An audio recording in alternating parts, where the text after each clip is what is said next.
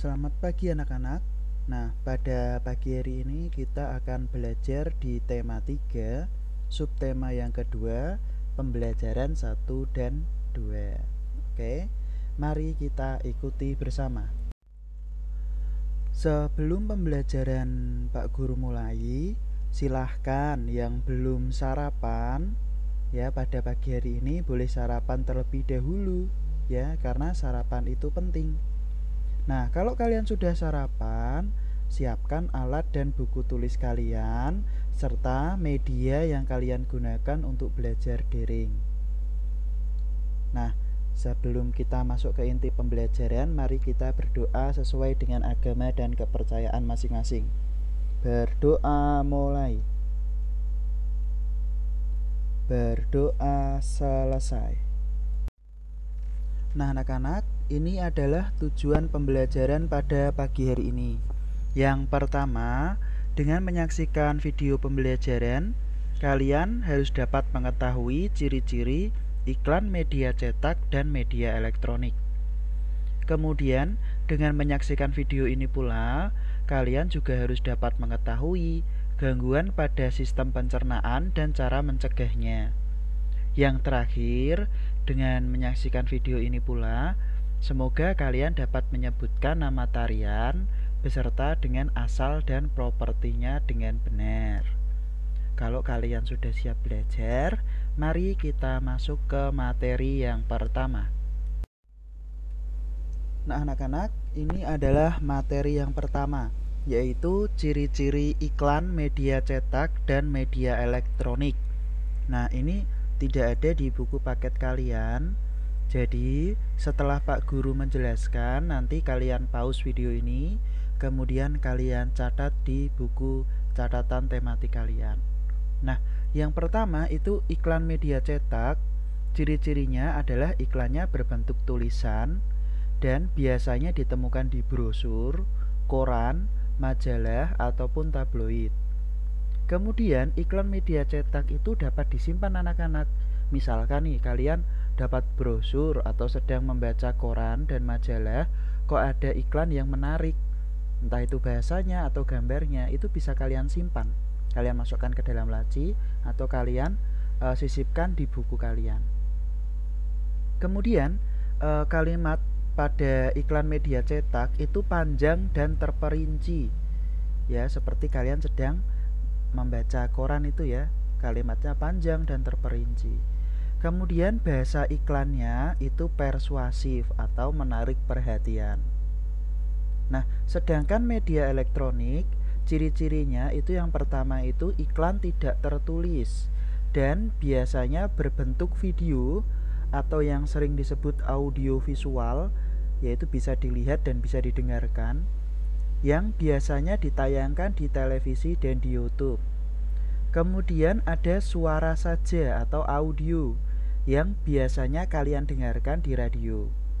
Juga ada yang bentuknya animasi yang bisa kalian lihat di situs-situs internet. Nah, ciri-ciri iklan media elektronik yang kedua yaitu iklan hanya sekilas atau sebentar dan berlangsung saat itu saja. Kemudian kalimat iklannya itu singkat, padat, dan jelas.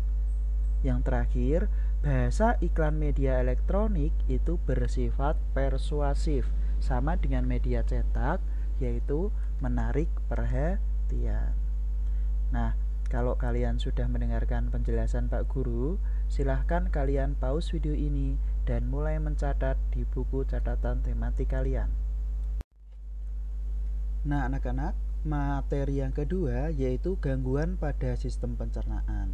Nah, coba kalian lihat di situ ya, ada gambar-gambar gangguan pada sistem pencernaan, itu ada apa saja. Nanti bisa kalian ketahui setelah kalian melihat video pembelajaran hari ini. Oke, kita lanjut ya.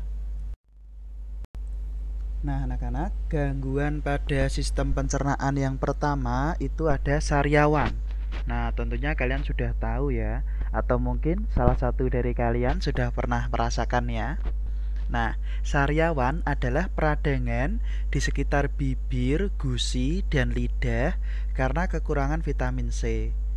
Bisa juga karena luka yang disebabkan bibir tergigit atau mungkin ketika gosok gigi kurang hati-hati ya, dan kurangnya kebersihan mulut. Jadi nanti akan timbul seperti benjolan itu ya, ada di gambar seperti itu. Nah, sariawan sendiri bisa dicegah dengan menggosok gigi dan mengkonsumsi buah bervitamin C seperti jeruk, pepaya, dan lemon. Nah, anak-anak, gangguan pada sistem pencernaan yang berikutnya itu ada MAH. Nah, MAH adalah nyeri pada lambung yang disebabkan oleh asam lambung. Agar tidak terkena MAH, kita dapat menjaga pola makan. Jangan sampai terlambat atau tidak makan sama sekali. Ya, nanti kalau kalian dalam sehari itu tidak makan sama sekali atau pola makan jam makannya tidak teratur, nanti kalian bisa terkena MAH. Baiklah anak-anak, untuk gangguan pada sistem pencernaan yang berikutnya itu ada sembelit atau konstipasi. Nah, sembelit atau konstipasi adalah susah buang air besar karena feses terlalu keras. Nah, misal nih kalian pernah ya, tentunya karena sakit perut gitu, kemudian kalian menuju kamar mandi. Nah, ketika ingin buang air besar, kok ya susah sekali. Nah, itu berarti kalian terkena sembelit atau konstipasi.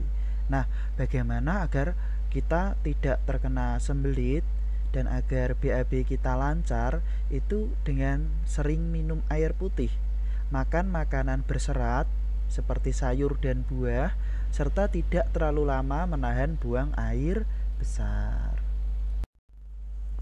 Baiklah anak-anak, untuk berikutnya itu ada gangguan yang disebut usus buntu atau bahasa kerennya adalah apendisitis. Nah, usus buntu adalah peradangan pada usus buntu karena infeksi kuman yang masuk ke dalam usus buntu. Nah, untuk mencegah usus buntu yaitu dengan cara minum air putih, makan makanan yang berserat ya, sayur dan buah, serta tidak tergesa-gesa ketika sedang makan. Nah, untuk usus buntu sendiri atau apendisitis, cara mengobatinya apabila sudah parah itu dengan cara operasi. Nah, tentunya kalian tidak mau dong sampai dioperasi karena terkena usus buntu. Oleh karena itu, kalian perhatikan ya bagaimana cara mencegah agar tidak terkena usus buntu. Untuk gangguan pada sistem pencernaan berikutnya itu ada kolera. Nah, kolera itu penyakit pada sistem pencernaan karena bakteri Vibrio cholerae. Nah, apabila Vibrio cholerae ini telah mencemari makanan yang kita konsumsi, maka kita dapat terjangkit kolera.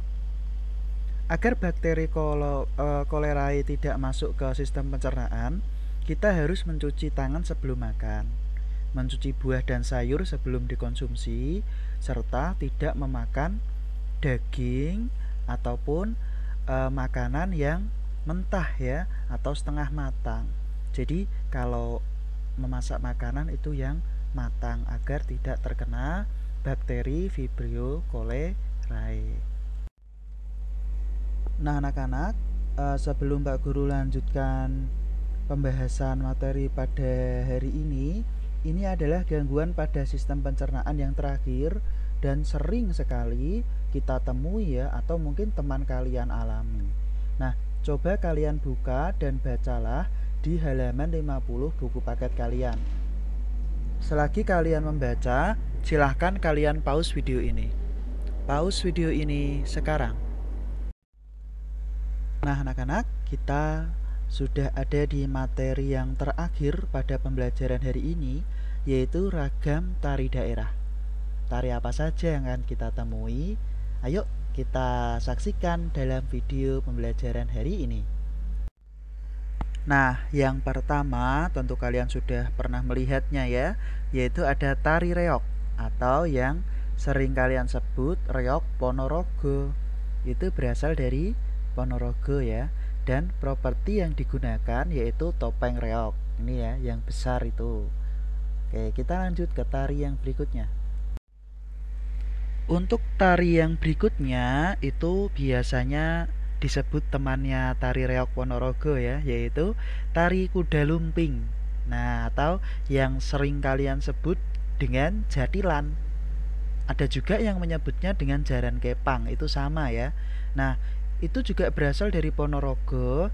Nah, kalau kalian belum tahu, Ponorogo itu ada di Jawa Timur. Untuk properti yang digunakan saat menari yaitu kuda-kudaan. Bisa kalian lihat pada gambar di sebelah kanan ya.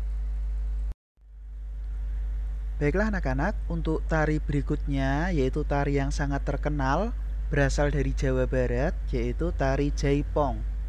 Nah, tari Jaipong ini properti yang digunakan adalah selendang.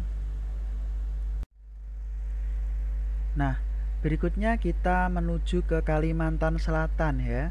Ada tari baksa kembang. Properti yang digunakan yaitu rangkaian bunga dan hiasan kepala yang juga terbuat dari rangkaian bunga-bunga. Nah, supaya lebih jelas, bisa kalian lihat di gambar di sebelah kanan. Kalian perhatikan ya, hiasan di kepala dan properti yang dibawa oleh penari. Untuk kalian ketahui bahwa tarian ini itu digunakan dalam upacara resepsi ya atau pernikahan. Nah, dulunya tari baksa kembang itu ditarikan oleh putri-putri kerajaan yang maknanya itu sedang bermain di taman kerajaan yang dipenuhi dengan bunga-bungaan. Nah, berikutnya ada tari Serampang 12 yang berasal dari Sumatera Utara. Nah, tari ini itu perpaduan antara budaya tarian dari Melayu dan budaya tarian dari Portugis.